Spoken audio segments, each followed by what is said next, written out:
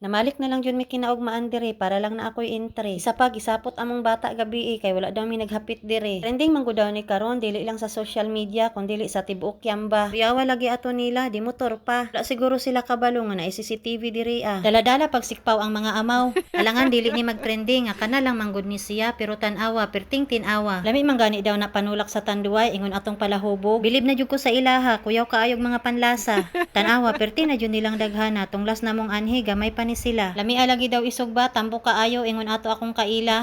Dili jud pwede nga dili mi makahapit diring dapita basta makauli mi diri sa Kiamba. Kinsa man gud dili ma-amaze ana kanal na ha pero perting tin-awa. Labi na among bata dili jud na siya palabot nga dili mi makaanhi diri. O mga angkol kita ninyo tong CCTV maong sa sunod tarungan ninyo kung manikpaw mo. Sa katinaw sa kanal pwede lagi daw manalamin akong gitistingan tinuod jud di ay. Klaro jud kaayo pati akong pitaka nadamay pa. Makita jud nimo nga napurdoy na.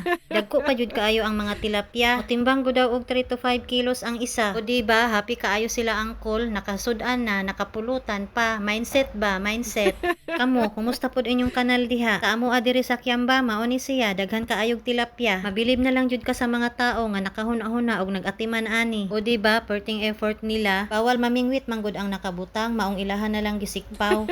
Pero dili man po nato masisi ang ubang lugar kung dili ingon ani ang ilang kanal. Kay ngano basi gusto di ay nila makita tong gold nga naglutaw-lutaw. Isa pa tong imong amiga paborito baya na niya. Plastic man gud to siya maong mulutaw jud. Aw dili pa mo ana walay makamotor nga muanha. Init pa jud kaayo pag anhin namo dire mga alas 9. Kay kani lagi among bata gusto jud mo balik dire. Gihulat po namo among silingan diha nga mugawas kay mga piunta mi. Wala jud siya nagpakita maong nanguli na lang mi. Asa naman gud to among silingan nga si Roxanne? Mabalaan man gud nimo kung mugawas na siya kay layo pa lang pero tinangisi parehas mi.